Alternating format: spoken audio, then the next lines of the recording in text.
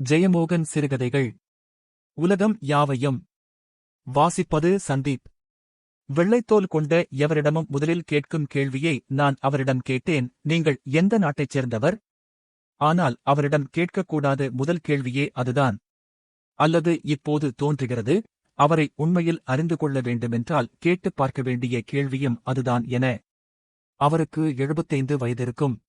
வாய் நன்றாக மடிந்து உள்ளே சென்று உதடுகளே இல்லாமலிருந்ததும், நேரான ஜெர்மனிய மூக்கு வாயை நோக்கி சற்றே வளைந்திருந்ததும், வாய்க்கு இருபக்கமும் இருந்த மடிப்புகளும் மட்டுமே அவரது வயதைச் சொல்லின. 7 அடி வரை உயரமிருப்பார். அந்த உயரம் இருப்பவர்களுக்கு தங்களை விட குள்ளமானவர்களிடம் பேசி பேசி ஒரு சிறு கூனல் வந்திருக்கும். வெயிலில் வெந்த முன் வழுக்கை, வளைந்த நெற்றி, சற்று தொங்கிய கன்னம் எல்லாம் செம்மண் நிலத்தை உழுது போடப்பட்டது போல மடிப்புகள். பழுத்த உலோகக் கண்கள். விளையாட்டு வீரனுக்குரிய பச்சை நரம்பு தடித்த இறுகிய கைகள். விரிந்த தோள்கள். திடமாக ஒடுங்கிய வயிறு. இரும்பு ஸ்பிரிங்கால் இறுக்கிய மூட்டு இணைப்புகள் கொண்ட நடை. காக்கி கால் சட்டையும் அணிந்திருந்தார். அவர் சற்று கனத்த மூக்குக் கண்ணாடிச் சில்லு வழியாக நட்புடன் என்னை நோக்கி பதிலுக்கு, நீ எந்த நாட்டவன்? என்றார். நான் கொஞ்சம் குழம்பி, இந்தியன் என்றேன். ஓ என்றார். நீ இந்தியன் என யார் சொன்னது? நான் கொஞ்சம் யோசித்து கவனமாக, சட்டப்படி நான் இந்தியன் என்றேன். அதாவது, இந்தியா என்று சொல்லப்படுகிற ஒரு நிலப்பரப்பில் அமைந்திருக்கும் ஓர் அரசு உனக்கு ஒரு அடையாளத்தை அளிக்கிறது. இந்தியாவின் குடிமகன் என்று அது உன்னைச் சொல்கிறது, இல்லையா? நான் வில்லங்கமான ஒருவரிடம் மாட்டிக்கொண்டதை உணர்ந்தேன்.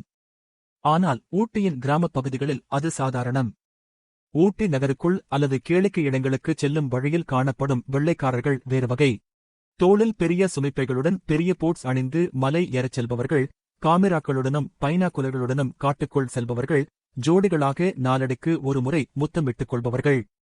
ஆனால் பொதுவாக கொடைக்கானலில் காணப்படுமளவுக்கு போதையடிமைகள் இங்கே இருப்பதில்லை. கொடைக்கானலில் ஒருவகை காளானுக்காக பரட்டை தலைவெள்ளை இளைஞர்கள் வந்து குவிகிறார்கள். ஊட்டியில் தென்படுபவர்கள் அநேகமாக அனைவருமே ஆரோக்கியமானவர்கள்.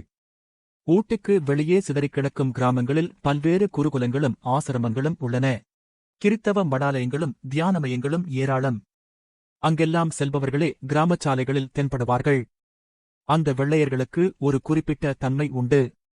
பிற வெள்ளையர்களை விட உள்ளூர்காரர்களுடன் பழகவும் பேசவும் சின்னஞ்சிறு டீ கடைகளில் டீ குடிக்கவும் ஆர்வம் காட்டுவார்கள்.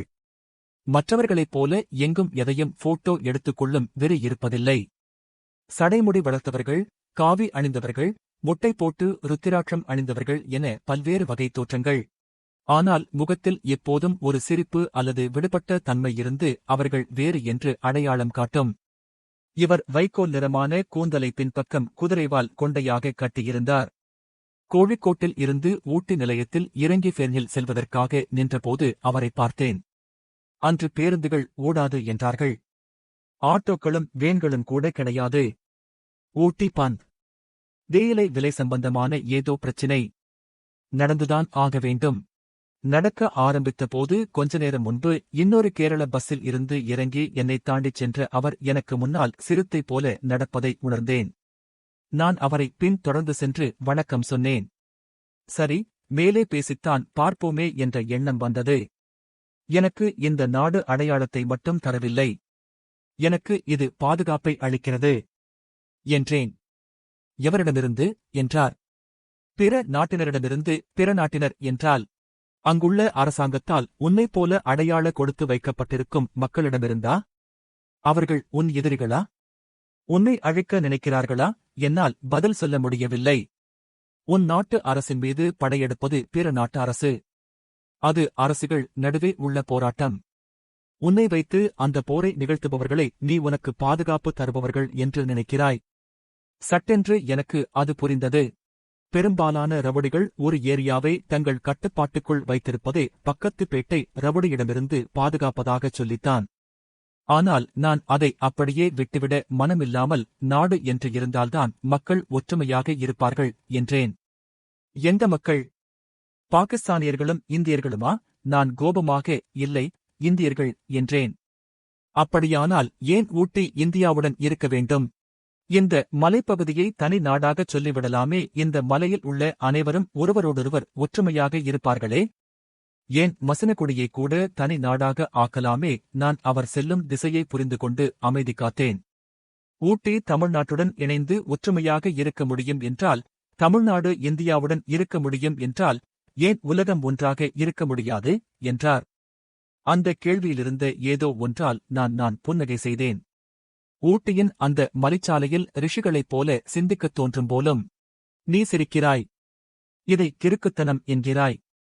நான் உலகின் 250 நாடுகளில் பல்லாயிரம் பேர் இந்தச் சிரிப்பை சிரிப்பதை கவனித்திருக்கிறேன். 100 வருடங்களுக்கு முன் கருப்பனும் வெள்ளையனும் சமம் என்று சொன்னபோது இப்படித்தான் சிரித்திருப்பார்கள். 200 வருடம் முன்பு மனிதனை அடிமையாக விற்பதும் வாங்குவதும் பாவம் என்றபோது இப்படித்தான் சிரித்திருப்பார்கள். பெண்கள் ஆண்களுக்கு நிகரானவர்கள் என்று சொன்னபோது வாய்விட்டு சிரித்திருப்பார்கள். அவர் வேகமாகவும் உரத்தும் பேசினாலும் கொஞ்சம் கூட கோபம் இல்லாமல்தான் பேசினார். எத்தனையோ முற்போக்கு கருத்துக்களை பேசுகிறோம். ஏன் இந்த எண்ணத்தைப் பற்றி நாம் யோசிப்பதில்லை? யோசிப்போமே, விவாதிப்போமே, சிறிய அளவிலேனும் நடைமுறைப்படுத்தி பார்ப்போமே. எல்லா நல்ல சிந்தனைகளும் ஆரம்பத்தில் கிறுக்குத்தனமாகத்தான் தோன்றும். சில கிறுக்கர்களால்தான் முன்னெடுத்துச் செல்லப்படும். சிவில் உரிமைகளைப் பற்றி பேசிய தோரோ கிறுக்கனாகத்தான் கருதப்பட்டான். அவன் செய்த சிறிய செயலுக்கு நேரடியான அர்த்தம் என ஒன்றும் இல்லை. ஒரு மனிதன் வரி கொடுக்க மறுத்து ஒரு குளக்கரை காட்டில் மரக்குடிலில் வாழ்ந்தால் என்ன நிகழ்ந்துவிடும்? ஆனால் அது ஒரு குறியீட்டு நிகழ்ச்சி. இதைப் பார். அவர் தன் பையில் இருந்து நீல நிறமான ஒரு கனத்த டைரியை எடுத்து நீட்டினார். அது ஒரு பாஸ்போர்ட் என கையில் வாங்கிய பிறகே எனக்குத் தெரிந்தது. அமெரிக்க பாஸ்போர்ட்டின் அதே நிறம் வடிவம். அமெரிக்க பாஸ்போர்ட் என்றுதான் நான் நினைத்தேன். ஆனால் அதில் சிவந்த அட்டை மீது ஓர் உலக உருண்டையின் படம் இருந்தது. கீழே ஒன் வேர்ல்ட் ஒன் நேஷன் என்ற குறிக்கோள் வாசகம். அதன் கீழே ரிய world passport for world citizens, உலகின் எந்த நாட்டையும் சேராமல் உலகை ஒட்டுமொத்தமாக தன் நாடு என நினைக்கும் உலக குடிமகன்களுக்கான பாஸ்போர்ட் அது என்ற விளக்கக் குறிப்பு 2ஆம் பக்கத்தில் இருந்தது. பல மொழிகளில் அந்த வாசகங்கள் காணப்பட்டன. அந்த பாஸ்போர்ட்டை அமெரிக்காவில் மெயின் பகுதியில் எல்ஸ்வர்த் நகரில் உள்ள உலக குடிமகன்களின் பதிவகம் international registry of world citizens வழங்கியிருந்தது. அந்த பாஸ்போர்ட் பெறுவதற்கான நிபந்தனை ஒன்றுதான், வேறெந்த நாட்டின் பாஸ்போர்ட்டும் வைத்துக் கொண்டிருக்கக் கூடாது. எந்த நாட்டிலும் இராணுவ சேவையில் இருக்கக்கூடாது. உலகத்தை தன் நாடாக மனப்பூர்வமாக ஏற்றுக்கொண்டு உறுதிமொழி எடுக்க வேண்டும். அந்த பாஸ்போர்ட்டில் அவரது படம் இருந்தது. 40 வருடம் முன்புள்ள கருப்பு வெள்ளை படம். நீலமுகத்துடன் சற்றே மேலேறிய நெற்றியுடன் உற்சாகமான சிரிப்புடன் இருந்தார். லாரல் ஹார்டி இரட்டையரில் லாரலுக்கு கொஞ்சம் சதை போட்டது மாதிரி. அவர் பெயர் காரி டேவிஸ். உலகக் குடிமகன். 1921 இல் அமெரிக்காவில் பிறந்தவர்.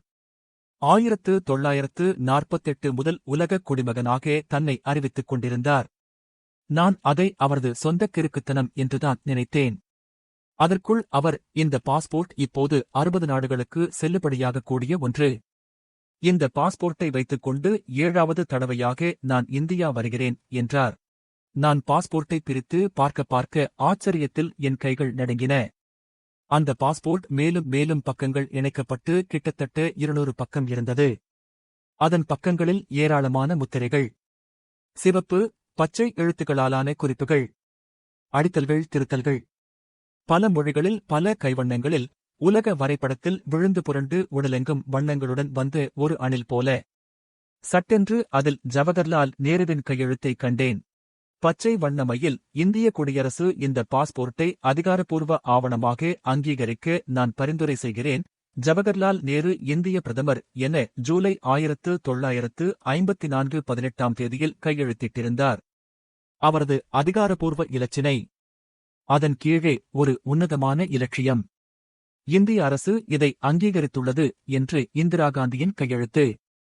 அவர் அதை வாங்கி ஒரு பக்கத்தை பிரித்து, இதைப் பார் என்றார்.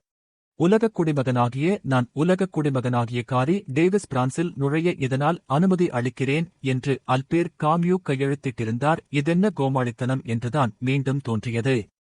ஆனால் எகிப்தின் நாசரும் யூகோஸ்லாவியாவின் மார்ஷல் டிட்டோவும் கையெழுத்திட்டிருந்தார்கள்.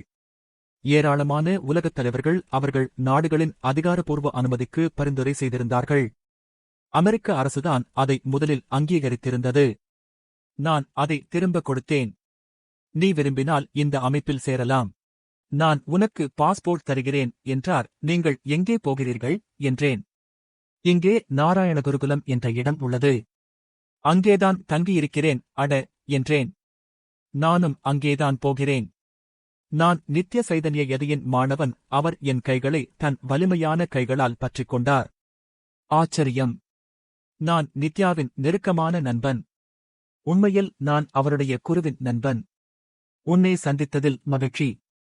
நான் உங்களுக்கு நடராஜகுருவை தெரியுமா என்றேன். நானும் அவரும் 25 ஆண்டு காலம் ஒன்றாக வேலை செய்தோம். நான் அவரை என் குருவாக ஏற்றுக்கொண்டவன் என்றார். நான் ஆச்சரியத்துடன் அவரை பார்த்தேன். எனக்கு ஹென்றி பெர்க்சனின் தொடர்பு இருந்தது. அவரை பார்க்க 1945 நான் சார்போன் பல்கலைக்கு போனேன். அப்போது அங்கே நடராஜ குரு ஒரு கருத்தரங்குக்காக வந்திருந்தார். அவரையும் ஜான் ஸ்பியர்ஸையும் அப்போதுதான் சந்தித்தேன். அதன் பின்னர் ஒரே உலகம் என்ற கருத்துக்காக நாங்கள் சேர்ந்து பணியாற்ற முடிவு செய்தோம். அவரிடம் பேசிக்கொண்டே குருகுலம் நோக்கிச் சென்றேன். 8:30 மணிக்குத்தான் ஊட்டியில் காலை கொஞ்சம் தயங்கி விடிய ஆரம்பித்திருந்தது. உருளைக்கிழங்கு வயலை நோக்கி ஒரு கிளிக்கூட்டம் சாலையை மறித்துக்கொண்டு பறந்து இறங்கியது. பக்கவாட்டின் பசும்புல்வெளி ஈரத்துடன் மின்ன அதில் மேய்ந்து கொண்டிருந்த கனத்த பசுக்களின் உடல்கள் வானில் இருந்து ஒளிக்கோடு ஒன்றால் பிரிக்கப்பட்டிருந்தன. ஒளியில் துழாவியபடி வாள்கள் சுழல சிறு பூச்சிகள் தீப்பொறிகள் போல சுற்றிப் பறந்தன. நான் நித்ய சைதன்ய யதியை அறிமுகம் செய்து கொண்டு குருகுலத்திற்குச் செல்ல ஆரம்பித்து அப்போது 1 வருடம் கூட ஆகவில்லை. குருகுலம் பற்றியும் அதன் பல்வேறு உறுப்பினர்கள் மற்றும் ஆர்வலர்கள் பற்றியும் எனக்கு அதிகமாக ஒன்றும் தெரிந்திருக்கவில்லை. அங்கே ஒவ்வொரு முறையும் எனக்கு ஆச்சரியங்கள் இருந்தன. உலகின் மிக முக்கியமான கல்வியாளர்கள், சிந்தனையாளர்கள், பயணிகள் நித்யாவின் நண்பர்களாகவும் மாணவர்களாகவும் அங்கே வந்து கொண்டிருந்தார்கள். வழியில் 4 குதிரைகள் எதிரே வந்தன. ஒன்று வெண்ணிறம், பிற மாந்தளிர் நிறமானவை. காலை மஞ்சளில் அவை பொன்னாலும் வெள்ளியாலும் ஆனவை போல ஒளிவிட்டன. சருமத்தை சிலிர்த்துக் கொண்டு வால் சுழல இறுகிய தசைகளின் மிடுக்குடன் குழம்புகள் ஒலிக்க நடந்து வந்தன. ஒன்று எங்களைப் பிடரி மயிர் நலுங்க திரும்பி பார்த்தது. நான் நினைத்ததையே அவரும் சொன்னார். வெள்ளியும் பொன்னும் நின்று அவற்றை பார்த்துக் கொண்டு முகம் மலர எவருக்கும் சொந்தமில்லாத செல்வங்கள், கட்டற்ற செல்வங்கள். அவர் மனம் முழுக்க அந்த அடிப்படைச் சிந்தனை எப்போதும் ஓடிக்கொண்டே இருந்தது என்று புரிந்து கொண்டேன். மஞ்சனகொரே கிராமத்தை அடைந்து நாராயணகுருகுலத்தை நோக்கி திரும்பினோம். திரும்பும் வழியில் ஒரு புதிய வீடு கட்டப்பட்டுக் கொண்டிருந்தது. காரி டேவிஸ் என்னிடம் 54 நான் இங்கே முதல் முறையாக வந்தபோது இந்த பகுதி எங்கும் ஒரு வீடு கூட இல்லை. பள்ளங்களில் கொஞ்சம் உருளைக்கிழங்கு வயல்கள், மேடுகள் முழுக்க புதர்காடுகளும் யூகலிப்டஸ் மரங்களும்தான். குருகுலம் காட்டுக்குள் ஒரு தகர டப்பாவை யாரோ விட்டுவிட்டுச் சென்றது போல் இருக்கும். நடராஜ குரு அந்த அத்துவான காட்டில் அன்பளிப்பாக கொடுத்த நிலத்தில் அவரே கையால் கட்டிக்கொண்ட தகரக் குடிசையில் தனியாக தங்கியிருந்த நாட்கள் அவை. அன்று அவரை சிலரே அறிந்திருந்தார்கள். அவர் ஏற்கனவே செயல்பட்ட நாராயணகுருவின் அமைப்புகள் அனைத்துடனும் தன் தொடர்புகளை வெட்டிக் கொண்டு உலகறியாமல் ஒளிந்து வாழ்ந்து கொண்டிருந்தார். நடராஜகுரு ஆவதற்கான கூட்டுப் பருவத்தில் இருந்தார். 50களின் தொடக்கத்தில் ஜான் ஸ்பியர்ஸ் வந்துவிட்டார். நித்ய சைதன்ய யதி சென்னை பல்கலை பேராசிரியர் வேலையை துறந்து வந்து சேர்ந்தார். நீங்கள் வரும்போது நித்யா இருந்தாரா என்றேன். ஆம், ஆனால் நான் முதலில் வந்தபோது அவரை பார்க்கவில்லை. அவர் வர்க்கலையில் இருந்தார். ஜான் ஸ்பியர்ஸ் பெங்களூரில் இருந்தார். அங்கிருந்து வேலியோஸ் மாத இதழை வெளியிட்டுக் கொண்டிருந்தார். இங்கே நடராஜகுருவும் சிதம்பர தீர்த்தரும் மட்டும்தான் இருந்தார்கள். சிதம்பர தீர்த்தர் அப்போது துறவி ஆகவில்லை. பர்மாவில் இருந்து அப்போதுதான் வந்து இங்கே ஏதோ வேலை செய்து கொண்டிருந்தார். குருகுலத்திற்குள் நுழைந்த காரி டேவிஸ், நான் மேலே அந்த சிறிய குடிலில் தங்கியிருக்கிறேன். நீ தயங்காமல் என்னை சந்திக்க வரலாம் என்று சொல்லிவிட்டு தண்ணீர் தொட்டி வழியாக ஏறிச் சென்றார். நான் நேராக நித்யாவின் அறைக்குச் சென்று வணங்கிவிட்டு பேசிக் கொண்டிருந்தேன். குரு, காரி டேவிஸை பார்த்தேன் என்றேன். நாங்கள் சேர்ந்து வந்தோம். நித்யா சிரித்துக்கொண்டு, வந்துவிட்டாரா? பேசிக்கொண்டே வந்தீர்களா என்றார். நான், ஆமாம். அவரைப் பற்றி நான் இதுவரை கேள்விப்படவில்லை என்றேன். நித்யா, அதற்குரிய ஆர்வம் உனக்கு இல்லை என்று பொருள் என்றார். நடராஜகுருவின் சுயசரிதையான தி ஆட்டோபயோகிராஃபி ஆஃப் அன் அப்சல்யூட்டிஸ்ட் வாசித்திருக்கிறாயா? நான் வாசிக்க ஆரம்பித்து 2 அத்தியாயங்களுடன் நின்றிருந்தேன். அதில் காரி டேவிஸ் பற்றி விரிவாகவே வருகிறது. நடராஜ குருவின் உருளகம் பற்றிய கருத்து அவரும் காரியும் சேர்ந்து உருவாக்கிக் கொண்டது. இருவரும் சேர்ந்துதான் ஈஸ்ட் வெஸ்ட் யூனிவர்சிட்டிக்கான முன்வரைவை உருவாக்கினார்கள். நான் அவரை இதுவரை கேள்விப்படவில்லை என்று நினைக்க வருத்தமாக இருக்கிறது. சரி, இப்போது கேள்விப்பட்டாயிற்றே. அப்புறம் என்ன? அவரை சந்திக்கவும் வாய்ப்பு கிடைத்திருக்கிறது. நித்யா விருந்தினர்களை பார்க்க ஆரம்பித்தபோது நான் சமையலறைக்குச் சென்றேன். டாக்டர் தம்பான் சாமி சமையலில் ஈடுபட்டிருக்க அருகே கருணாகரன் முள்ளங்கி நறுக்கிக் கொண்டிருந்தாண்டிருந்தார். நான் சென்றதும் வாங்கோ வாங்கோ வாங்கோ என்று மலையாளத்தமிழ் தம்பான் சாமி வரவேற்றார். இலக்கியமெல்லாம் எப்படி இருக்கு என்றார். அது பாட்டுக்கு இருக்கு என்றபடி அலுமினிய குண்டானில் இருந்து எனக்கு ஒரு சூடான கருப்புடை மொண்டு கொண்டேன். கருணாகரன் அருகே பெஞ்சில் அமர்ந்தேன். காரி டேவிஸை பார்த்தாச்சா என்றார் டாக்டர். எப்படி தெரியும்? நமக்கு எல்லாம் தெரியும் சாமி. முக்காலமும் உணர்ந்த ஞானியானு என்றார். நான் கொல்லைப்பக்க சன்னலை பார்த்தேன். அதன் வழியாக நாங்கள் வந்த பாதை தெரிந்தது. பெரிய மனிதர் என்று மலையாளத்தில் சொன்னேன். எழுத்தாளர் சாரே, ஹென்ரிக் இப்சனின் எனிமி ஆப் த பீப்பிள் வாசித்ததுண்டா என்றார் தம்பான் சாமி மலையாளத்தில். நான் ஆமாம் என்றேன். உலகம் முழுக்க சிந்தனையாளர்களுக்கு அது ஒரு ஆளுமை முன்வரைவை அளித்தது. ஐரோப்பாவில் 17ஆம் நூற்றாண்டு முதல் தனிமனித சிந்தனைக்கு அதிகமான முக்கியத்துவம் வந்தது. தனித்து நின்று சிந்திப்பவனை அன்றைய மதமும் அரசாங்கமும் ஒட்டுமொத்த சமூகமும் அந்நியனா வெளியேற்றின. அவனை ஒழுக்கமில்லாதவன் என்றும் கலகக்காரன், அராஜகவாதி என்றும் முத்திரை குத்தின. இந்த முத்திரைகள் 18ஆம் நூற்றாண்டு ஐரோப்பாவில் மிக மிக அபாயகரமானவை. டாக்டர் தொடர்ந்தார். அன்று ஆயிரக்கணக்கான சிந்தனையாளர்களும் அறிவியல்வாதிகளும் இப்படி பொதுச்சமூகத்தால் புறக்கணிக்கப்பட்டு வேட்டையாடப்பட்டு கொல்லப்பட்டார்கள். ஆனால் அவர்கள்தான் ஐரோப்பிய நாகரிகத்தையே உருவாக்கினார்கள். அந்த அத்தனை மனிதர்களின் பிரதிநிதியாகத்தான் இப்சன் டாக்டர் தாமஸ் ஸ்டாக்மான் என்ற மனிதரை உருவாக்கினார்.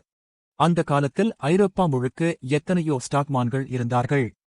அந்த நாடகம் அவர்களைப் பற்றிய வெகுஜன கருத்தை மாற்றியமைத்ததில் பெரும்பங்கு வகித்தது. தன்னை சமூகத்தில் இருந்து வெளியேற்றிக் கொண்டவனே சமூகத்திற்கு புதிய வழியைக் காட்ட முடியும் என்று அந்நாடகம் காட்டியது. அந்த அந்நியர்கள் எந்தவொரு சமூகத்திற்கும் பெரும் சொத்துக்கள். சர் என்று வானலியில் தழைகளை போட்டு கிண்டி அதை கூர்ந்து பார்த்து கொஞ்சம் மிளகாய்ப்பொடி தூவிய பின் என்னிடம் இன்றைய ஐரோப்பா உலகுக்கே அறிவையும் தொழில்நுட்பத்தையும் கொடுக்கும் ஞானபூமியாக இருக்கிறதென்றால் அது அந்நியர்களைக் கொண்டாட கற்றுக்கொண்டதுதான். காரணம் கிறுக்கர்களால் உருவாக்கப்பட்டதுதான் இந்த மானுட நாகரிகம். எழுத்தாளர் சார், நீங்கள் கார்ல் சகனின் புரோகாஸ் பிரேன் என்ற புத்தகத்தை வாசித்தீர்களா? இல்லை என்றேன். சரியான பதிலென்றார் வெளியே இருந்து வந்து அவ்வழியாகச் சென்ற தியாகேஸ்வரன் சாமி. ஒரு புத்தகத்தை தோற்கடிக்க மிகச்சிறந்த வழி இந்த ஒரு சொல்தான். அது பக்கம் பக்கமாக என்ன சொன்னால் என்ன? இந்த ஒரு சொல்லை கேட்டதும் திகைத்து வாய் பிளந்து நின்றுவிடும். நான் சிரித்தேன். டாக்டர் சாமி அவரை பார்த்து புன்னகை செய்து, அந்த புத்தகத்தில் நைட் வாக்கர்ஸ் ஆண்ட் மிஸ்ட்ரி மாங்கர்ஸ் என்று அத்தியாயம் இருக்கிறது. அறிவியலின் விளிம்புகளைப் பற்றிய அற்புதமான கட்டுரை அது. நாம் என்ன நினைக்கிறோம் என்றால் அறிவியல் மிகவும் தர்க்கபூர்வமானது, அதில் கிறுக்குத்தனங்களுக்கு இடமே இல்லை என்று. அது பாடப்புத்தக அறிவியல். நமக்கு தெரிந்தது அதுதான். நம் பையன்கள் அதற்கு மேல் வாசிப்பதும் இல்லை. ஆனால் அறிவியல் வளர்ந்து கொண்டே இருக்கிறதே, அந்த தளிர்நுனியில் அது கிறுக்கர்களால்தான் முன்னெடுக்கப்படுகிறது. விதவிதமான கிறுக்குத்தனமான ஊகங்களை நிகழ்த்திக் கொண்டே இருக்கிறார்கள். அவற்றில் சில ஊகங்கள்தான் அறிவியல் கொள்கைகளாக நிரூபிக்கப்படுகின்றன. மிச்சமெல்லாம் குப்பைக்கூடைக்கு போகும்.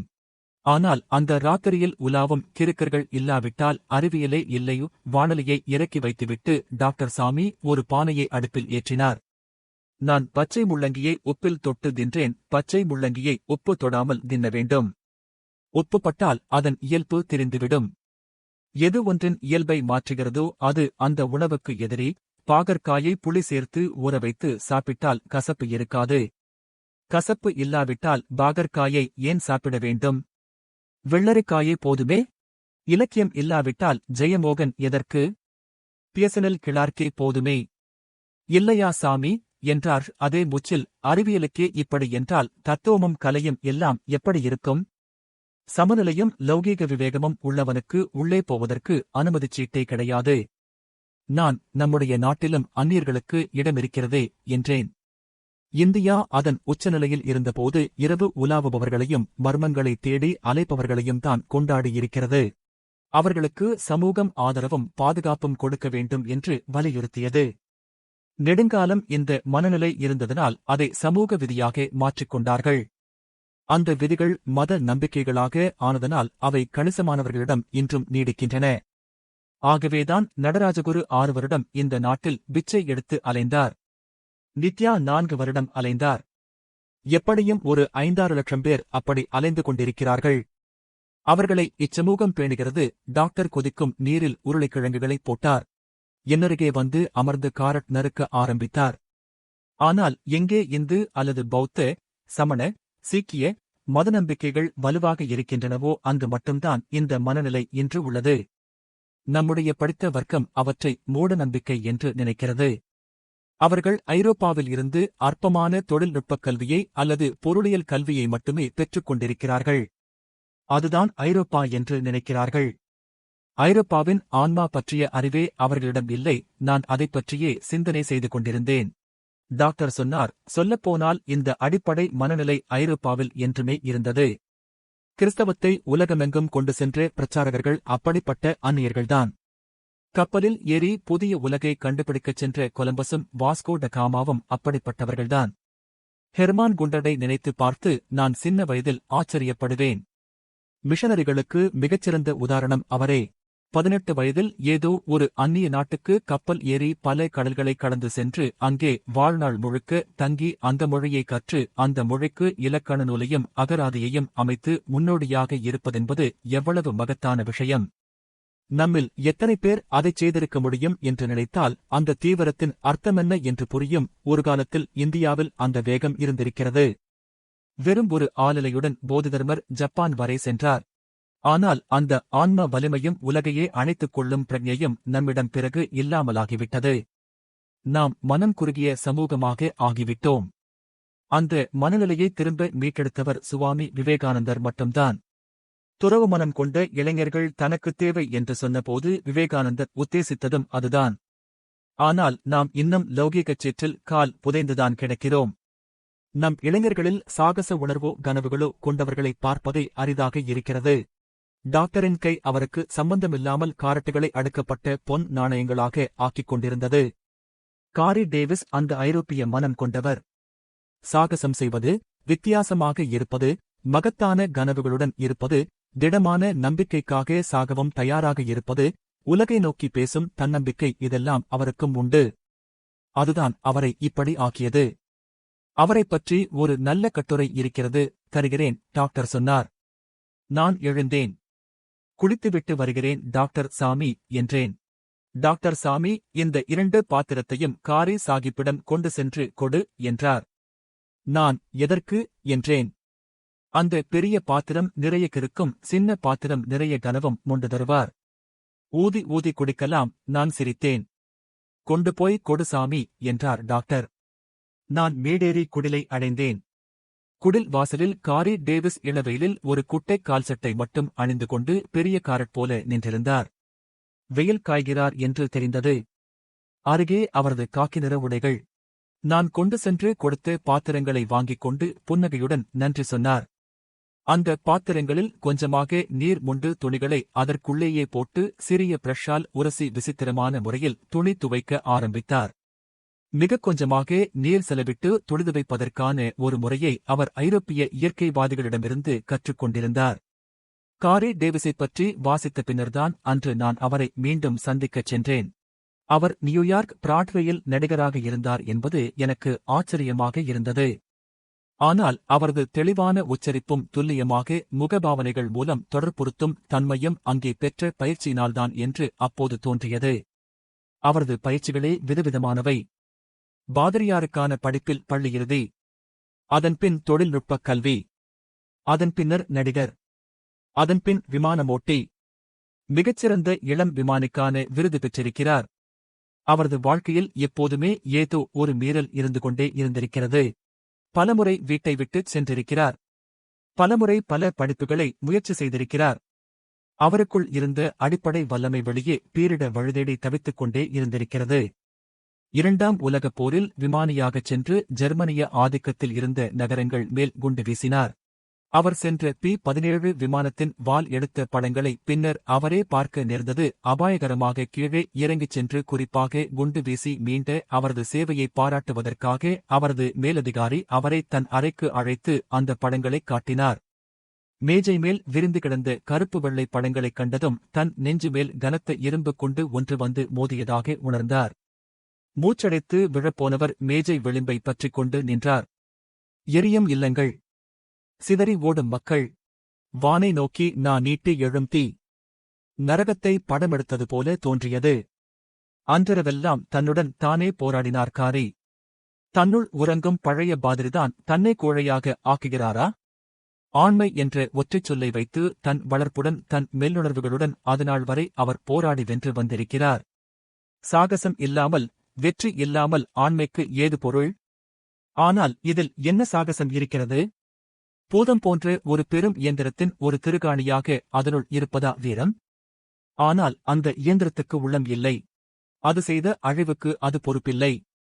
அதற்கு கருணையற்ற உள்ளத்தை அளித்தவர் அவர். அதன் வெற்றிக்கு அவர் பொறுப்பல்ல, பாவத்துக்கு மட்டுமே அவர் பொறுப்பு. சிகரெட் பிடித்துக் கொண்டு, மது அருந்திக் கொண்டு, முகாமெங்கும் இருளில் அலைந்து கொண்டு அந்த இரவை கழித்தார். காலையில் எல்லாம் சமநிலை கொண்டு எல்லாம் நியாயப்படுத்தப்பட்டு சரியாக இருக்கும். மெல்லிய குதுகுதுப்பாக ஒரு சிறு சஞ்சலம் மட்டும் உள்ளே எங்கோ எலி போல கரம்பி சத்தமெழுப்பிக் கொண்டிருக்கும். இரவில் இருளில் அவர் தனிமையில் படுத்ததும் அக்கணம் வரை இருந்த அவரது எல்லா உறுதிகளும் குலையும். தனக்குள் ஓடும் எண்ணங்களின் வதை தாங்காமல் தன் தலையைத் தானே கைகளால் அறைந்து கொள்வார். மூர்க்கமாக குடித்து, குடல் அதிர, உடம்பு குழைய, தன்னுணர்வு மூழ்கி மூழ்கி மிதக்க இரவெல்லாம் கிடப்பார். 1 மாதம் கழித்து மீண்டும் குண்டு வீசும் வேலைக்கு அனுப்பப்பட்டார். இல்லை, என்னால் முடியாது என்று தனக்குள் ஆக்ரோஷமாக அலறிக்கொண்டார். இல்லை, முடியாது, இனிமேல் சகமனிதர்களைக் கொல்ல மாட்டேன் என்று தன் மூத்த அதிகாரிகளிடம் சொல்வதை மீண்டும் மீண்டும் பல நூறு நாடகக் காட்சிகளாக மனதுக்குள் நிகழ்த்திக் கொண்டார். தனிமையில் அந்த சொற்களை உள்ளூரச் சொல்லிக் கொண்டு அந்த தீவிர உணர்ச்சிகள் நெளியும் முகத்துடன் நடக்கும் அவரைக் கண்டு நண்பர்கள் குழம்பினார்கள். கடைசியில் ஒரு கணம் தோன்றியது, இது கோழைத்தனம். கோழைத்தனத்தை நியாய உணர்ச்சியாக எனக்கு நானே விளக்கிக் கொள்கிறேன். அந்த வீராப்புடன் தனக்குத்தானே ஒரு காயத்தை உருவாக்கிக் கொள்ளும் மனநிலையுடன் விமானத்தில் ஏறினார். விமானம் மேலே சென்றதும் மண்ணில் இருந்து எல்லா தொடர்புகளும் இல்லாமலாயின. அப்போது ஓர் எண்ணம் வந்தது. அப்படியே பறந்து காணாமலாகிவிட வேண்டும்.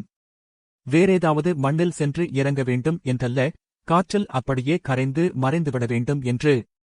வேகம் அதிகரிக்க அதிகரிக்க அப்படி கரையும் உணர்வு அதிகரித்தது. உச்சகட்ட வேகத்தில் வானில் குட்டிக்கரணமடித்தார். ஜெர்மானிய நிலம் மீது பறந்தபோது கீழிருந்து அவரை நோக்கி குண்டுகள் வெடித்தன. தன் இருபக்கமும் மஞ்சள், ஆரஞ்சு, சிவப்பு நிறங்களில் பூப்பூவாக மலர்ந்து கருகி அணையும் ஷெல்களைக் கண்டபடி அங்கே பறந்தபோது அளப்பரிய ஆனந்தம் ஒன்றை உணர்ந்தார். அந்த குண்டுகளில் ஒன்று தன்மேல் பட வேண்டுமென விரும்பினார். ஆனால் அது தன்னை தேர்ந்தெடுக்க வேண்டும். தன்னை அது வென்று வீழ்த்த வேண்டும். மிக மிக அபாயகரமான பறத்தல். ஆனால் ஆச்சரியமாக ஒன்றும் நிகழவில்லை. அவர் மேல் ஒரு குண்டு கூட படவில்லை. மிகத் தாழ்வாக பறந்து கீழே நகரத்தை, பாம்புச்சட்டை போன்ற ஓடைகளை, பெண்களின் கைப்பை கண்ணாடி போன்ற குட்டைகளை, மரங்களின் பச்சை அலைகளை, மலைக்குவைகளை கண்டார். அவர் கையருகே இருந்தது குண்டு வீசும் விசை. ஆனால் அவரால் தன் கையை அங்கே கொண்டு செல்ல முடியவில்லை. 4-5 முறை முழு உளச்சக்தியாலும் கையை அங்கே கொண்டு செல்ல முயன்றார். ஆனால் கை கனத்து இறுகி இரும்பாக இருந்தது. பின் அதை விட்டுவிட்டு கீழே பார்த்து ரசிக்க ஆரம்பித்தார். ஒரு கட்டத்தில் மனம் முழுக்க களிவெறி நிறைந்தது. அது ஓர் உற்சாக விளையாட்டாக ஆகியது. வேண்டுமென்றே அவர்களைச் சீண்டும்படி பறந்தார். அவர்களின் குண்டுகள் நடுவே சீறிப்பாய்ந்தபோது ஹே என்று கத்தினார். கீழே இறங்கிச் சென்று அவர்களிடம் கைதூக்கி வெற்றிக்குறி காட்ட வேண்டும் என்று தோன்றியது. எரிபொருள் தீர்ந்தபோது ஒரு குண்டு கூட சுடப்படாமல் மீண்டு முகாமுக்கு வந்தார். அங்கே ஏற்கனவே அவரைப் பற்றி செய்தி சென்றிருந்தது. அவரை உடனடியாக கூட்டிச் சென்று விசாரணை செய்தார்கள். காரி அதே உற்சாக மனநிலையில் இருந்தார். உடம்பெங்கும் ஒவ்வொரு மயிர்காலிலும் உற்சாகம் பரபரத்தது. இப்போதுதான் எனக்கு தெரிந்தது. இது ஓர் அற்புதமான விளையாட்டு. இன்னும் தாமதித்துவிடவில்லை. வாஷிங்டனுக்கு உடனே தகவல் சொல்லுங்கள். நாம் போரை அப்படியே விளையாட்டாக மாற்றிக்கொள்வோம். அதில் மரணமிருந்தாலும் துன்பம் இருக்காது. வாழ்க்கை என்ற விளையாட்டுக்குள் நாம் இன்னும் அற்புதமான ஒரு விளையாட்டை உருவாக்கி விதாவை தோற்கடிப்போம். வாருங்கள் என்றார். விசாரணை அதிகாரியை கட்டிப்பிடித்து முத்தமிட்டார். நடுவே காபி கொண்டு வந்து உதவியாளரை கட்டிக்கொண்டு நடனமிட்டார். விளைவாக நேராக அவரை மனநோய் சிகிச்சைக்கும் அங்கிருந்து சிறைக்கும் கொண்டு சென்றார்கள். கட்டாய உழைப்புக்கும் வதைக்கும் ஆளானார். அதற்குள் போர் முடிந்தது. இராணுவத்தில் இருந்து விடுதலையானதும் காரி சட்டென்று ஒரு வெறுமையை உணர்ந்தார். இராணுவத்திலும் சிறையிலும் வாழ்க்கையின் உச்சங்கள் வழியாக வாழ்ந்துவிட்டு அர்த்தமில்லாத அன்றாட செயல்களின் விருந்தரைக்கு வந்து நிற்பது போலிருந்தது. அதை வெல்ல பயணங்கள் மேற்கொண்டார். தோளில் ஒரு சிறு பையுடன் நினைத்த போது கிளம்பி நினைத்த இடங்கள் வழியாகச் சென்றார். சுற்றுலாத்தலங்கள் அவரை கவரவில்லை. மலைகள் மேல் பெரிய மோகம் இருந்தது. ஆனால் ஒரு சில மாதங்களிலேயே மலை ஏறுவது சலித்தது. எளிய அடித்தட்டு மக்களுடன் நகர்ப்புறச் சேரிகளில் வாழ்வது மட்டுமே ஆர்வமூட்டுவதாக இருந்தது. திடீரென்று ஓர் எண்ணம் எழுந்து ஜெர்மனிக்குச் சென்றார். ஜெர்மனியின் வறுமையையும் அம்மக்கள் அடைந்திருந்த அவமான உணர்வையும் கண்டார். அத்தனை பெரிய அழிவின் நடுவில் பிள்ளைகள் பட்டினியில் துடிக்கையில் அந்த குற்ற உணர்வை அம்மக்கள் அடைவதே அவர்களின் ஆன்ம வல்லமைக்கு சான்றல்லவா என்றுதான் அவருக்குத் தோன்றியது. அதற்கிணையான பேரழிவை அமெரிக்கா ஜப்பானுக்கு இழைத்திருந்தாலும் அமெரிக்காவில் அது பற்றிய குற்ற உணர்ச்சியே இல்லை என்பதுதான் அவர் எண்ணமாக இருந்தது. அந்த பேரழிவையே உலக அமைதிக்காக நிகழ்த்திக் கொண்டு இன்றியமையாத செயல் என்றுதான் அவர்கள் நினைத்தார்கள். அந்த அரசும் தேசியவாதிகளும் அப்படி நம்பும் இடத்துக்கு அவர்களை கொண்டு சென்றிருந்தார்கள். ஒருவேளை ஜெர்மனி போரில் வென்றிருந்தால் படுகொலை முகாம்கள் உலக அமைதிக்கானவை என இந்த நேர்மையான நியாய உணர்வுள்ள மக்கள் நம்ப வைக்கப்பட்டிருப்பார்கள். அவர் வானிலிருந்து குண்டு வீசிய நிலப்பகுதிகளுக்குச் சென்றார். அந்த இடங்களில் புதிய தாவரங்கள் முளைத்து இடிபாடுகளையும் இரும்புக் குப்பைகளையும் மூடி புதிய உயிர்த்துடிப்பை நிறைத்திருந்தன. மக்கள் அழிவை மறந்து மீண்டும் வாழ்க்கையை உருவாக்க ஆரம்பித்திருந்தார்கள். வெளிரிய கன்னங்களுடன் சீருடை அணிந்த குழந்தைகள் உற்சாகமாக கூவி பேசியபடி பள்ளிக்குச் சென்றார்கள். சாலையோரங்களில் புதிய பழங்களும் காய்கறிகளும் நிறைந்த கூடைகளுடன் பெண்கள் அமர்ந்து விற்றார்கள். எங்கும் வாழ்க்கை மட்டும்தான் இருந்தது. அங்கே மரணத்தை நிறைக்க ஒருநாள் கொலையந்திரத்தில் வந்த அவரை அந்த வாழ்க்கை பொருட்டாகவே நினைக்கவில்லை. அவர் உயிருள்ள சதையால் சீழ்கட்டி பொறுக்காக்கி வெளியே தள்ளப்பட்ட முள் போல அந்நியமாக அங்கே நின்றிருந்தார். நான் உங்கள் அனைவரையும் கொல்ல வந்தவன் தெரியுமா? தன்னுள் பெருங்குரலில் காரி டேவிஸ் கூவினார். என்னை நீங்கள் கல்லால் அடிக்கலாம், சிலுவையில் அறையலாம். ஏனென்றால் எந்தவிதமான பகையும் இல்லாமல், நீங்கள் யாரென்றே தெரியாமல் உங்களை கூண்டோடு அழைக்க வந்தவன் நான். ஆனால் அவருக்கு வெளியே கொப்பளித்த வாழ்க்கை அதைக் கேட்கவில்லை. பொன்னிறப்பூக்கள் பூத்து நிறைந்து கிளைகனத்து நின்ற மரங்களால் பொன்வெளியாக ஆகி விரிந்திருந்த சாலையோர பூங்காவில் சிமெண்ட் பெஞ்சியில் தன்னருகே அமர்ந்திருந்தவரிடம் காரி சொன்னார். சகோதரா, நான் இந்த நிலத்தையும் மக்களையும் அழிக்க முற்பட்டவன். அவர் சரியாக கேட்டாரா என்றே தெரியவில்லை. இனிய புன்னகையுடன் வந்தனம். இயேசுவின் பெயர் உங்களுடன் இருக்கட்டும் என்றார். அந்த நகரில் அத்தனை பேரையும் நிறுத்தி, நான் உங்களை அழிக்க வந்த கொலைக்காரன் என்று கூவ வேண்டும் போலிருந்தது. ஆனால் ஒருவராவது அதை பொருட்படுத்துவார்கள் என்று அவருக்குத் தோன்றவில்லை. ஆமாம், 2 வருடம் முன்பு உலகின் நேர்பாதி மக்கள் மீதி பேரை கொன்றொழிக்க வெறிகொண்டு கிளம்பினார்கள். உலக மக்கள் தொகையில் கணிசமான பகுதியை அழித்தார்கள். அதில் ஈடுபட்ட எவருமே கொலைகாரர்கள் அல்ல. எவருக்கும் எவர் மேலும் கோபம் இல்லை. அவர்களுக்கு அது தங்கள் கடமை என்று சொல்லப்பட்டது. அவர்கள் அதை நம்பினார்கள், அவ்வளவுதான். இப்போது அதை சொல்லிக் கொடுத்தவர்கள் கைகுலுக்கிக் கொண்டாயிற்று. இனிமேல் அவர்கள் கொல்ல வேண்டியதில்லை. கொன்றவர்களும் செத்தவர்களும் ஒன்றுமறியாதவர்கள். அவர்கள் நடுவே என்ன பகை, என்ன பழி? அன்றிரவில் குளிரில் அந்த பூங்காவில் தனிமையில் அமர்ந்து காரி டேவிஸ் அழுதார். அங்கே அவருக்கு தெரிந்தது, ஏன் இயேசு அப்படி கத்தினார் என்று. பிதாவே, என்னை ஏன் கைவிட்டீர் என கூவியவர் ஒரு இயேசு. அவர் மனிதர்களின் பிரதிநிதி. பிதாவால் கைவிடப்பட்ட கோடானு கோடிகளில் ஒருவர். பிதாவே, இவர்களை மன்னியுங்கள் என்று பிதாவிடம் கெஞ்சியவர் கடவுளின் ஒரு துளி. இந்த 2 வரிகளால் ஆனதுதானா எல்லா ஞானிகளின் அகமும்? இவ்விரு வரிகளின் நடுவே ஊசலாடுவதுதானா அவர்களின் வாழ்க்கை? அந்த வசந்த காலத்தில் காரி பாரிசுக்குச் சென்றார். அங்கே நடந்து கொண்டிருந்த ஓர் உலக சம்மேளனத்தில் தன்னுடைய அமெரிக்க குடியுரிமையை துறப்பதாக அறிவித்தபின் பொது இடத்தில் தன்னுடைய பாஸ்போர்ட்டை எரித்தார். என் மேல்தோலை உரித்து இழுத்து கழற்றி வீசி வெறும் சதையுடன் தெருவில் நின்றேன். அங்கே நான் புதியதாக பிறந்து வந்தேன். அதற்காக அவர் கைதானார். அவரது பேட்டியும் அவரைப் பற்றிய கட்டுரைகளும் பாரிஸையே அவரைப் பற்றி பேச வைத்தன. ஆந்திரே வீடும் அல்பேர் காம்யூவும் உட்பட பாரிஸின் அறிவுலகமே அவரை ஆதரித்தது. பிரான்ஸ் அவரை நாடு கடத்தியது. பாரிஸில் இருந்து ஜெனிவா சென்ற காரி டேவிஸ் ஐநா சபையின் பொதுக்குழு கூட்டத்தில் பார்வையாளராகச் சென்று அமர்ந்து கொண்டு உரிய தருணத்தில் எழுந்து துண்டு பிரசுரங்களை வீசியபடி கோஷமிட்டார். உலகை பங்கு போடுவதை நிறுத்துங்கள். நாடு என்பது கொள்ளைக்காரர்கள் வகுத்த எல்லை அடையாளம். மனிதர்களை சேர்ந்து வாழ அனுமதியுங்கள். ஒரே உலகம், ஒரே மக்கள்.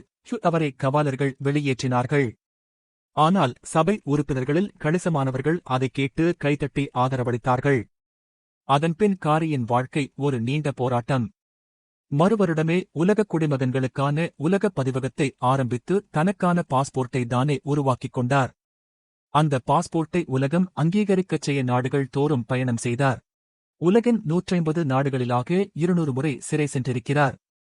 1954 அந்த பாஸ்போர்ட்டுடன் இந்தியாவுக்கு வந்தார். இந்திய காவலர்களால் சிறையில் தள்ளப்பட்ட அவரை காக்க அவரது நண்பரான நடராஜ குரு அரசுக்கும் அறிவுஜீவிகளுக்கும் கடிதங்கள் எழுதினார்.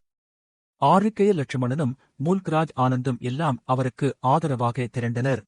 ஜவஹர்லால் நேரு அவரை அங்கீகரித்து விடுதலை செய்தார். நடராஜகுருவும் காரி டேவிஸும் ஊட்டி குருகுலத்தின் தகரக் கொட்டகையில் மண்ணெண்ணெய் சிமினி விளக்கின் ஒளியில் அமர்ந்து கொண்டு உருலகம் என்ற பெரும் கனவை முன்வைப்பதற்கான திட்டங்களை தீட்டினார்கள். இருவரின் அகமும் பொங்கி எழுந்து கொண்டிருந்த காலகட்டம் அது. உலக நாடுகள் தங்கள் பொருளியல் நலன்களை விட்டுக் கொடுக்காமல் மெல்ல மெல்ல ஒரே உலகமாக இணைவதற்கான ஒரு பெருந்திட்டத்தை நடராஜ குரு உருவாக்கினார். கல்வியில், பண்பாட்டில், மத நம்பிக்கையில் தனித்தன்மைகளை தக்கவைத்துக் கொண்டே உலகை ஒற்றை மானுட வழியாக ஆக்கும் முன்வரைவை காரி டேவிஸ் உருவாக்கினார். அந்த அறிக்கைகளை மேலும் 3 வருடம் கழித்து பாரிஸ் சார்போன் பல்கலையில் அவர்கள் வெளியிட்டார்கள். அந்த முன்வரைவுடன் காரி உலகமெங்கும் சென்று பல லட்சம் பேரை தன் அமைப்பில் உறுப்பினராக ஆக்கினார். என்றோ ஒருநாள் நாம் உலகமாக ஆகத்தான் போகிறோம், அதை இன்றே தொடங்குவோம் என்ற அவரது அறைகூவலுக்கு அன்று உலகமெங்கும் வரவேற்பிருந்தது. உலகப் போரின் வடுக்கள் உலராத காலகட்டம். போரில் முளைத்து ஒரு தலைமுறை ஹிப்பி யுகம் நோக்கிச் சென்று கொண்டிருந்த தருணம். சார்லி சாப்ளினும் பாப் மார்லியும் உலகை நோக்கி பேசிக் கொண்டிருந்த காலகட்டம். காரிக்கு இந்திய வேதாந்தம் மீதும் காந்தி மீதும் நம்பிக்கை இருந்தது. அகிம்சை போராட்டங்கள் மக்களின் எண்ணங்களை மாற்றி மாபெரும் சமூக மாற்றங்களை உருவாக்க முடியும் என்பதற்கு காந்தி வாழும் உதாரணம் என அவர் நம்பினார். இந்திய வேதாந்தம் மீது பெரும் ஈடுபாடிருந்தது. வசுதேவ குடும்பகம் என்ற சொல்லை ஒரு மந்திரமாக அவர் நெஞ்சில் நிறைத்திருந்தார். அவரது வேதாந்தம் அந்த வரியில் இருந்து ஆரம்பித்தது. நடராஜ குரு பெங்களூர் சோமனஹள்ளியில் ஜான் ஸ்பியர்ஸின் உதவியுடன் மேலே கீழே சிந்தனைகளை இணைக்கும் பொருட்டு ஆரம்பித்த ஈஸ்ட் வெஸ்ட் யூனிவர்சிட்டி இன் வகுப்பில் சேர்ந்து வேதாந்தத்தில் முதுகலை பட்டம் பெற்றார். காரி நடராஜகுரு இருந்தபோது 2 வருடங்களுக்கு ஒருமுறையேனும் இந்தியா வந்து கொண்டிருந்தார். பின்னர் அவரது உலகப் பயணங்களும் சிறைவாசமும் பெருகி அவர் வருவது குறைந்தது. பல வருட இடைவெளிக்குப் பின் மீண்டும் குருகுலம் வந்திருந்தார். நான் காரி டேவிஸை பார்க்க பின்மதியம் அவரது குடிலுக்குச் சென்றேன். அது திறந்தே கிடந்தது. அவர் இல்லை. அருகில் எங்காவது நிற்பார் என்று நினைத்தேன். கருணாகரன், சாயிப்பு இப்பம் அங்கோட்டு போயி என்றார். கதவு திறந்து கிடக்கிறதே என்றேன். சாயிப்பினு பூட்டு இல்லா என்று சிரித்தார். நான் சாலைக்கு வந்தபோது காரி டேவிஸ் காலையில் அவர் துவைத்து காய வைத்த அந்த காக்கி ஆடையுடன் ஒரு ஜீப்பில் அமர்ந்திருந்தார். ஜீப்பில் வெள்ளை ஆடை அணிந்து நீண்ட தாடி வைத்து ஒரு பிரம்மசாரியும் இருந்தார். நான் அருகே சென்றேன். ஹல்லோ என்றார். எங்கே செல்கிறீர்கள் என்றேன். மேற்கு அம்பாதேவி ஆசிரமம் சென்று அங்கிருந்து போய் மேற்கு மலைச்சரிவை பார்க்கப் போகிறேன். சரி என்றேன். நீயும் வருகிறாயா என்றார். வருகிறேன், ஏறிக்கொள். நான் அப்படியே ஏறிக்கொண்டேன். சொல்லிக் கொள்ள வேண்டாமா என்று அவர் கேட்பாரென நினைத்தேன். சொல்லிக் கொண்டு செல்லும் ஆளே அல்ல போல. ஜீப் சேறு நிறைந்த சாலைகள் வழியாக குலுங்கிக் குலுங்கிச் சென்றது. காரி டேவிஸ் வெளியே ஓடும் சிறு தகர வீடுகளை, பெரிய பசுக்கள் அசை போட்டிக் கிடந்த சந்துகளை, நீர்த்தூவிகள் பீரிட்டு பீரிட்டு சுழன்ற உருளைக்கிழங்கு வயல் சரிவுகளை வேடிக்கை பார்த்தபடி வந்தார். சிறு குழந்தைகளுக்கு உற்சாகமாக கையை ஆட்டினார். ஒரு நாய் குரைத்தபடி ஜீப்பை துரத்தியபோது என்னை நோக்கிச் சிரித்தார். நான் அவரிடம் பேச விரும்பினேன். ஆனால் ஜீப்பில் பேச முடியாதென்று தோன்றியது. அம்பாதேவி ஆசிரமத்திற்குச் சென்று இறங்கியதும் சடைமகுடம் அணிந்து காவி தரித்த வயோதிகப் பெண்ணான அம்பாதேவி அவரே வந்து காரி டேவிஸை வரவேற்றார். ஹரி ஓம் என்று சொல்லி தேவி வணங்கியதும் ஓம் தி அப்சொல்யூட் இஸ் அடோரபிள் என்று சொன்னார் காரி டேவிஸ். பின் என்னை நோக்கி கண்ணைச் சிமிட்டினார். தேவியுடன் சில உபசாரங்களுக்குப் பின்னர் வழிகாட்டியாக வரவிருக்கும் இளந்துறவிக்காக இருவரும் ஆசிரமத்தின் திண்ணையில் காத்திருந்தோம். முற்றம் முழுக்க விதவிதமான மலர்கள் பூத்துக்கனத்து செடிகள் தளர்ந்து வளைந்து நின்றன. இடுப்பில் கைக்குழந்தையை ஏற்றிக்கொண்ட அக்கா குழந்தைகளைப் போல. நான் உங்களைப் பற்றித்தான் படித்துக் கொண்டிருந்தேன் என்றேன். ஆர்வமூட்டுகிறதா என்று கேட்டு காரி டேவிஸ் கண்ணடித்தார். நான் சிரித்தேன். ஆனால் உங்கள் போராட்டம் பற்றி எனக்கு சந்தேகமாக இருக்கிறது சொல் என்றார். நீங்கள் உங்கள் கருத்தை எடுத்துச் செல்ல விரும்பும் நாட்டுக்குச் செல்கிறீர்கள். அங்கே அவர்களின் சட்டங்களை மீறி சிறை சென்று சிறையில் வாழ்கிறீர்கள். இப்படி சிறை செல்வதன் மூலம் என்ன அடைய நினைக்கிறீர்கள்? காரி டேவிஸ் புன்னகையுடன் சட்டமறுப்பு என்பதை காந்தியின் நாட்டுக்குச் சொல்ல வேண்டுமா என்ன? எந்தச் சட்டம் தன் அடிப்படை மனிதத்தன்மைக்கோ ஆன்மீக மேன்மைக்கோ தடையாக ஆகிறதோ அதை மீற எந்த மனிதனுக்கும் உரிமை உண்டு. மீறியாக வேண்டும் என்ற கடமையும் உண்டு. ஆனால் நீங்கள் வேறு நாடுகளுக்குச் செல்கிறீர்கள் என்றேன். எனக்கு என ஒரு நாடு இல்லையே என்றார். என் கேள்வியை எப்படி முன் வைப்பதென்று தெரியவில்லை. நீங்கள் இதை ஒரு போராட்டமாகச் செய்கிறீர்கள். ஆனால் அதை தனிமனிதராக நின்று செய்யும்போது விளையாட்டாக ஆகிவிடுகிறது என்றேன். அவர் நான் கருத்துக்களை எடுத்துச் செல்கிறேன். ஓர் உலகம் என்ற என் கனவை நான் செல்லும் இடங்களில் விதைக்கிறேன் என்றார். அதற்கு ஏன் சிறைக்குச் செல்ல வேண்டும் என்றேன். இந்த உலகமே கருத்துக்களால் ஆனதாக உள்ளது. 20ஆம் நூற்றாண்டில் ஊடகங்கள் பெருகும்தோறும் கருத்துக்கள் வந்து குவிகின்றன. கோடானு கோடி கருத்துக்கள். எல்லா கருத்துக்களுக்குமே அவற்றுக்கான தர்க்கம் உண்டு. ஓரளவு தேவையும் இருக்கலாம். ஆனால் இன்று எவரும் கருத்துக்களை கூர்ந்து கவனிப்பதில்லை. இத்தனை கோடி கருத்துக்களில் எந்த கருத்து கவனிக்கப்படும்? எது ஏற்கப்படும்? ஒரு நூலில் பல்லாயிரம் வரிகள் இருந்தால் எந்த வரி புரட்டிச் செல்லும் வாசகன் கவனத்தில் விழும்? அவர் என் தோளை தொட்டு கூர்ந்து நோக்கிச் சொன்னார், எந்த வரி அடிக்கோடிடப்பட்டிருக்கிறதோ அது. இளம் நண்பனே, எப்படி ஒரு வரியை அடிக்கோடிட்டுவது? 2 வழிகள்தான். 1. அதிகாரம் மூலம். இன்று நம்மிடையே பரவலாக இருக்கும் மிகப் பெரும்பாலான கருத்துக்கள் அதிகாரத்தால் முன்வைக்கப்பட்டு பிரச்சாரம் மூலம் நம் தலைக்குள் ஏற்றப்பட்டவை. ஆனால் நாளைக்கான ஒரு கருத்துக்கு அத்தகைய அதிகார பலம் இருப்பதில்லை. அதை எப்படி அடிக்கோடிட்டுவது? அவர் மீண்டும் என் தோளை தட்டினார். தியாகம் மூலம். அது ஒன்றுதான் வழி. என் கருத்துக்காக நான் சிறை சென்றால் அதை நான் புறக்கணிக்க முடியாத ஒன்றாக முன்வைக்கிறேன். ஒரு கருத்துக்காக ஒருவன் தன் உடைமைகளையும் உயிரையும் ஒட்டுமொத்தமாக அனைத்தையும் தியாகம் செய்ய தயாரென்றால் அந்த கருத்துக்கு நம்ப முடியாத வல்லமை வந்துவிடுகிறது. அதுதான் காந்திய வழி. நான் பெருமூச்சு விட்டேன். அவர் சொன்னார், நான் ஒரு நாட்டுக்குச் செல்லும்போது அந்த நாட்டைப் பற்றி அறிந்து கொண்டுதான் செல்வேன். ஏற்கனவே அந்த நாட்டில் ஒரு சிந்தனை இயக்கம் இருக்கிறது என்பதை உறுதி செய்து கொள்வேன். அங்கே சென்று அவர்களின் சட்டத்துக்கு சவால் விடுவேன். நீதிமன்றத்தில் நானே என் தரப்பை முன்வைப்பேன். நாளிதழ்களுக்கும் அறிவுஜீவிகளுக்கும் எழுதுவேன். நான் சிறையில் இருக்கும் நாளெல்லாம் என் கருத்துக்களை சொல்லிக் கொண்டே இருப்பேன். என் கருத்தை அந்த சிந்தனைச் சூழலில் முன்வைக்க எனக்கு இருக்கும் மிகச்சிறந்த வழி அதுதான். அந்த இளந்துறவி வந்ததும் நாங்கள் கிளம்பினோம். எமரால்ட் எஸ்டேட்டை ஒட்டிச் சென்ற வனப்பாதை ஒரு கட்டத்தில் மேலே ஏற ஆரம்பித்தது. பிரம்மாண்டமான பச்சை குவியல்களாக அமைதியில் ஆழ்ந்து கிடந்தன மலையடுக்குகள். தூரத்து மலை வானத்தை வெட்டும் விளிம்பில் மெல்ல சிறு புள்ளிகளாக வரையாடுகள் நகர்ந்தன. மாலை இன்னமும் சிவக்க ஆரம்பிக்கவில்லை. ஆனால் ஒளி நன்றாக மங்கி கொஞ்சம் நடக்கும்படி குளிரடித்தது. நான் கனத்த ஸ்வெட்டர் போட்டிருந்தேன். ஊட்டியில் நான் அதை கழற்றுவதே. காரி வெறும் காக்கி ஷர்ட் மட்டும்தான் அணிந்திருந்தார். எதிர்பாராமல் காரி அவரே பேச ஆரம்பித்தார். இங்கு வருவது வரை சென்ற 4.5 வருடங்களாக தென்னாப்பிரிக்காவின் சிறையில் இருந்தேன் என்றார். நான் ஒரு நிமிடம் நின்றுவிட்டேன். 4.5 வருடங்களா? 7 வருடம் தண்டனை. ஆனால் விடுதலை செய்துவிட்டார்கள். நான் அவரையே பார்த்தேன். அவர் பேசிக்கொண்டே மலை ஏறினார். இதுவரை தனிமைச் சிறையில் இருந்ததில்லை. இம்முறை தனியாக அழைத்துவிட்டார்கள். 4.5 வருடங்களில் மொத்தமே 100 சொற்றொடர்கள் கூட பேசவில்லை. எழுத அனுமதி இல்லை. வாசிக்க ஏதும் இல்லை. எந்த ஊடகத் தொடர்பும் இல்லை. முழுமையான தனிமை. தனிமை ஒரு நல்ல பயிற்சி என்று அவர் தொடர்ந்தார். தனிமையில் நாம் சுற்றிலும் உள்ள காற்றில் நம் அகத்தை பிரதிபலித்து பார்த்துக் கொள்கிறோம். நம் மனதில் உள்ள எல்லாம் 100 பல்லாயிரமாக தெரிய ஆரம்பிக்கின்றன. தன்னைத்தானே தாங்கிக் கொள்ள முடியாதவர்களுக்கு தனிமைதான் பெரிய நரகம். உண்மையில் மிகப் பெரும்பாலான மனிதர்களின் நரகம் தனிமைதான். சார்த்ரு சொன்னது தவறு.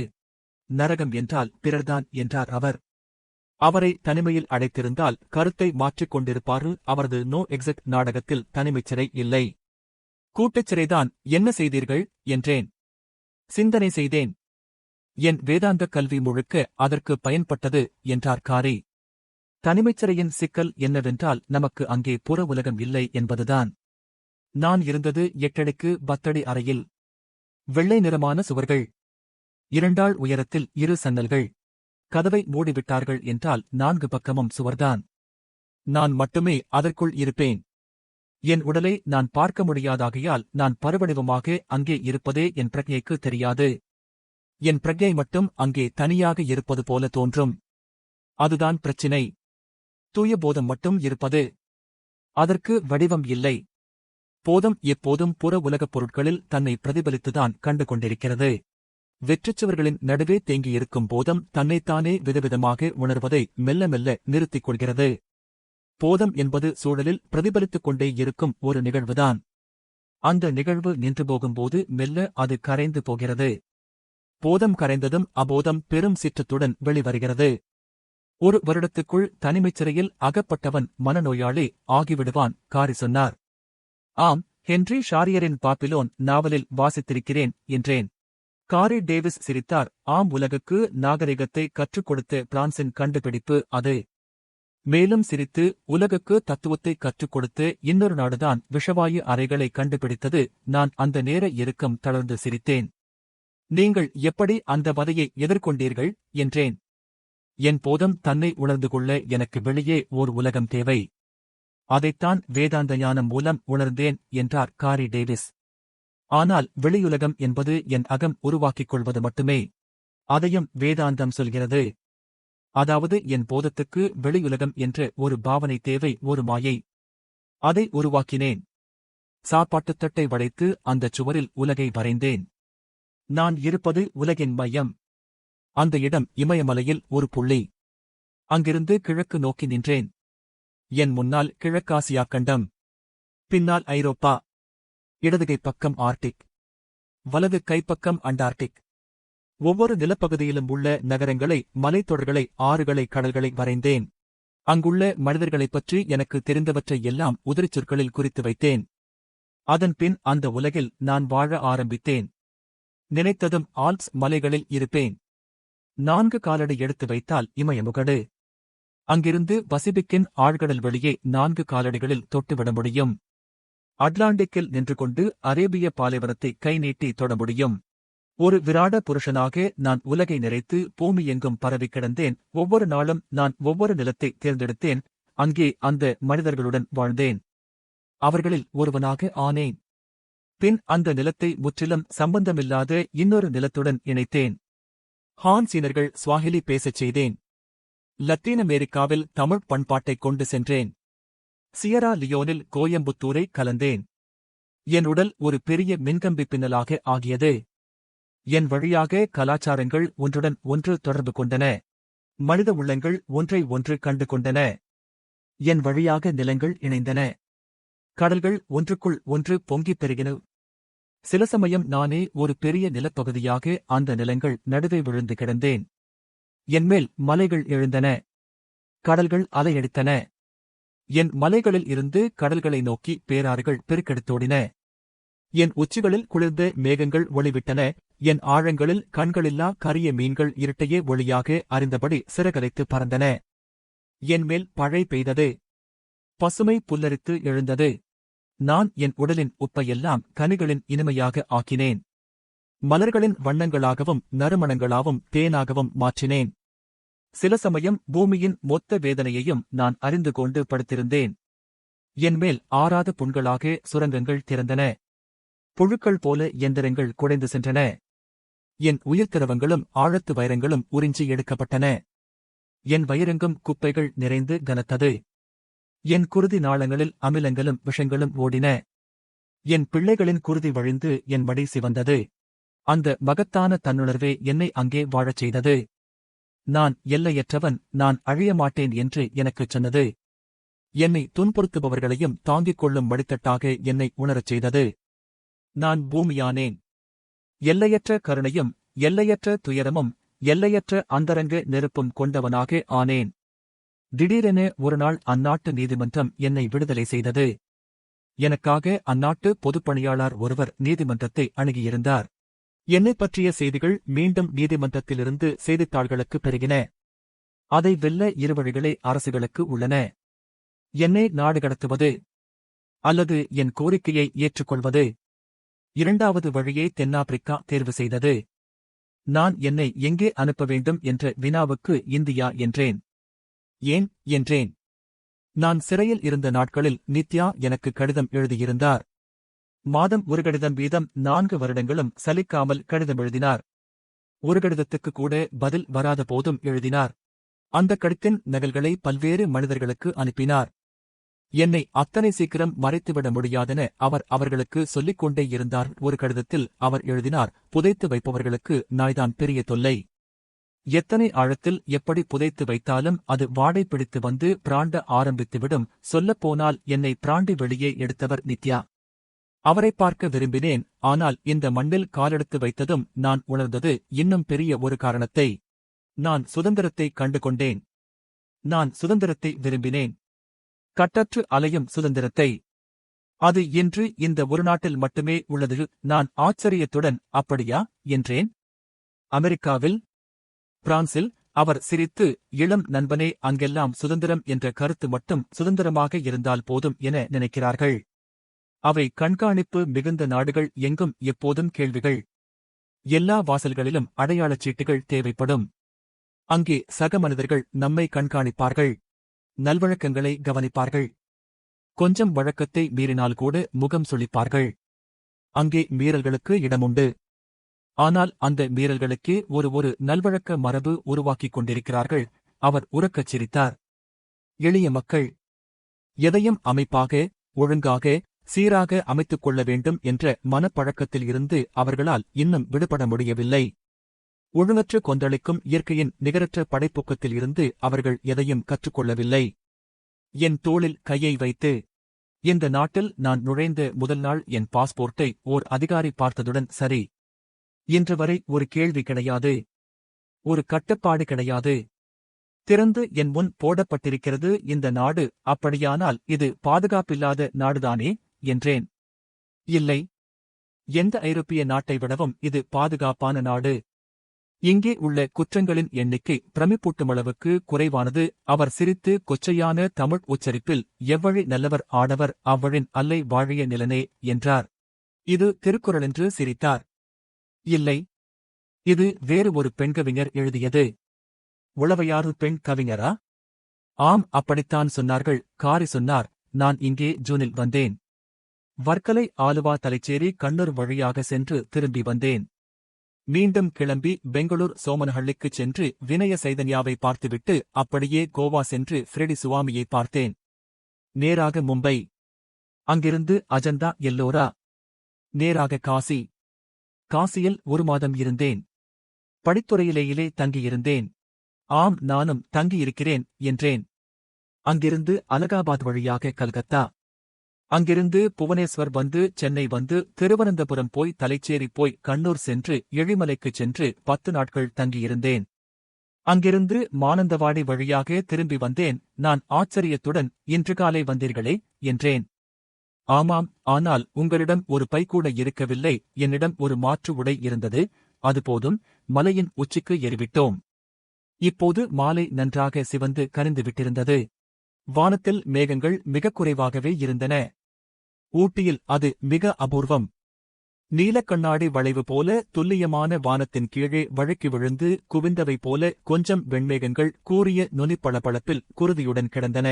சூரியன் வெப்பமே இல்லாத நீலநிற வட்டமாக வானில் நின்றது. நின்றுபோன மாபெரும் கடிகாரத்தின் அசைவற்ற பெண்டலம் போல. விளிம்புகளில் இருந்து செவ்வொளி அதிர்ந்து அதிர்ந்து பரவியது. குளிர்ந்த காற்று செவிமடல்களை மோதியது. எதிர்மறையின் உச்சியில் கிடந்த விழாக்கள் ஒன்றொன்றாக எழுந்து செவிகளை முன்னால் கூட்டி நின்று எங்களைப் பார்த்தன. விதவிதமான திரும்பல்களில் அவை சிலைகளைப் போல உறைந்து நின்றன. இருமலைகளுக்கும் நடுவே கிடந்த பச்சை மேகக்குவியல் போன்ற சோலைக்காட்டில் இருந்து பறவை கூச்சல் எழுந்து கொண்டிருந்தது. அஸ்தமனத்தில் எழும் மெல்லிய நீராவி கலந்த தழை மணம். மலையின் நுனியில் ஒரே ஒரு தனிமரம் மட்டும் நின்றது. சில்வர் ஓக், ஆனால் தேயிலைத் தோட்டத்தில் நிற்பது போல கிளையில்லாமல் இல்லை. நன்றாக கைவீசி செழித்து காற்றில் குலுங்கி நின்றது. அதன் கீழே சென்று நின்றோம். அதில் பறவைகள் ஏதும் இல்லை. புல்வெளியில் ஒரு பெரிய மான் கூட்டம் மேய்ந்து சென்றிருக்க வேண்டும். புழுக்கைகள் சிதறிக் கிடக்க அதில் சிறிய பூச்சிகள் மொய்த்துப் பறந்தன. அவற்றுக்கு அவை உயிரமுதம். தங்கள் குழந்தைகளின் பிறப்புக் கட்டில், வளர்ப்புத் தொட்டில். ஒன்றும் பேசாமல் இளந்துறவி சற்று தள்ளி சென்று அமர்ந்து வான் வளைவை பார்த்து சில நிமிடங்கள் இருந்த பின்னர் கண்களை மூடிக்கொண்டார். சூரியன் பனிக்கட்டியில் சறுக்குவது போல நழுவி நழுவி ஆழத்தில் புதைந்தது. வானில் நிறைய சிவப்புக் கோடுகள். அத்தனை மேகப்பிசிறுகள் அங்கே இருப்பதை அப்போதுதான் உணர முடிந்தது. சட்டென்று எதிர்மலையின் விழாக்கள் ஓடி புதர்களுக்கு அப்பால் மறைந்தன. ஒரே ஒரு செங்கழுகு மட்டும் வானில் வழுக்கி வழுக்கிச் சுழன்றது. ஒரு தனியிறகு போல தன்னிச்சையில்லாமல் இறங்கி சட்டென்று உயிர்கொண்டு சிறகடித்து மேலேறியது. காரி டேவிஸ் புல்மேல் குந்தி அமர்ந்திருந்தார். அவரது வழுக்கைத் தலை செக்கச்சிவப்பாக இருந்தது, தோலை இல்லாதது போல. மூக்கு கண்ணாடி சில்லுகளில் இரு செவ்வழித் துளிகள் தேங்கி நின்று ததும்பின. அவர் கனவிலிருப்பது போல தோன்றியது. சூரியனின் வட்டத்தின் மேல் வளைவு மட்டும் எஞ்சியிருந்தது. அந்த தனிப்பருந்து கீழ் வானத்தில் எங்கோ மறைந்தது. ஒரு பறவையின் சில் சில் சில் என்ற ஒலி மட்டும் கேட்டது, எங்கிருக்கிறதென தெரியவில்லை. கமரும் ஒலி கேட்டு நான் திரும்பி பார்த்தேன். காரி டேவிஸ்தான். அவரது தொங்கிய கழுத்துச் சதைகள் அதிர்வதைக் கண்டேன். அவருக்கு சிறிய வலிப்பு ஒன்று வருகிறதா என்று அஞ்சினேன். முகம் ஒரு பக்கமாக கோணி இழுத்துக் கொண்டது. மீண்டும் கமறினார். கைகளால் முகத்தை மூடிக்கொண்டு முழங்காலில் தலையை வைத்துக் கொண்டார். பின்பு நிமிர்ந்து சூரியன் விட்டுச் சென்ற வெளிச்ச ஈரத்தை மட்டும் பார்த்தார். தலையை அசைத்துக் கொண்டே இருந்தார். கையை ஆட்டி ஏதோ சொல்ல வருவது போல. பின் வழுக்கை தலையை வருடிக்கொண்டு மெதுவாக அமைதியானார். கண்களை சில நிமிடங்கள் மூடிக்கொண்டிருந்தார். நான் பார்க்கும் உணர்வு அப்போதுதான் வந்திருக்கும் போல. திரும்பி என்னை பார்த்தார். புன்னகையுடன் மேன், திஸ் இஸ் ஹாரிபிள் என்றார். நான் ஒன்றும் சொல்லாமல் பார்த்தேன். அவர் மேலும் சில நிமிடங்கள் அப்படியே அமர்ந்திருந்துவிட்டு எழுந்தபோது நானும் எழுந்தேன். முதல் சில நிமிடங்களுக்கு உலகின் எல்லையின்மையை உணர்ந்தேன். ஆனால் என்றார். தலையை கையால் நீவிக்கொண்டார். பின்பு வேகமான திக்கல்களுடன், சட்டென்று இந்த உலகம் ஒரு அறை என்று தோன்ற ஆரம்பித்துவிட்டது. மிகச்சிறிய அறை. கை நீட்டி கால் நீட்டினால் 4 சுவர்களுக்குள் எல்லா இடங்களையும் ஒரே சமயம் தொட்டுவிட முடியும். 4 பக்கமும் மூடப்பட்ட அறை. மீட்பே இல்லாமல் இந்த அறைக்குள் மானுடம் நிரந்தரமாக அடைக்கப்பட்டுள்ளது. ஜீசஸ், அந்தச் சொற்களை உள்வாங்கி அதை என் அனுபவமாக ஆக்க எனக்கு கொஞ்ச நேரம் தேவைப்பட்டது. உணர்ந்ததும் என் உடல் அச்சத்தால் குறுகியது. அங்கே நிற்க முடியாதென்று தோன்றியது. உடனே ஓடி ஏதாவது சிறிய அறைக்குள் பாதுகாப்பாக அடைப்பட்டுவிட வேண்டும். அப்போதுதான் வெளியே எல்லையற்ற உலகை உணர முடியும். சுதந்திரத்தை அறிய முடியும். இளம் துறவி ஓம் என்று கண் விழித்தார். ஒன்றுமே சொல்லாமல் அவரை மலையிறங்க ஆரம்பித்தார். திரை சரிவது போல இருட்டு விழ ஆரம்பித்தது. சோலைக்காடுகள் இருண்டுவிட்டன. மலை விளிம்புகளில் மட்டும் ஊமை ஒளி. மலை உச்சிகளில் கொஞ்சம் ஒளி சிதறிக் கிடந்தது. அதுவும் ஒரு தரைவிரிப்பு சுருட்டப்படுவது போல பின்வாங்கிக் கொண்டிருந்தது. மலைப்பாதை ஒரு சிறிய கோடு போல தெரிந்தது. அதன் வழியாக திரும்பி இறங்கினோம். சீவடுகளின் ஒலியால் இரவு தன் குளிரையும் இருட்டையும் ஓசைகளையும் விண்மீன்களையும் தொகுத்துக் கொள்ள ஆரம்பித்தது. என்னுடன் கனத்து கீழிறங்கிய எண்ணங்கள் பாதங்களை தடுமாறச் செய்தன. காரி டேவிஸ் நினைத்துக் கொண்டு நின்று திரும்பி என்னிடம், இதில் நாம் பிரபஞ்ச வழியை வரைந்து கொள்ள வேண்டும் என்ன என்றார். நான் அவரை வெறுமை பார்த்தேன். அவர் இறங்கிச் சென்றார். இந்த வாசிப்பை கேட்டதற்கு நன்றி.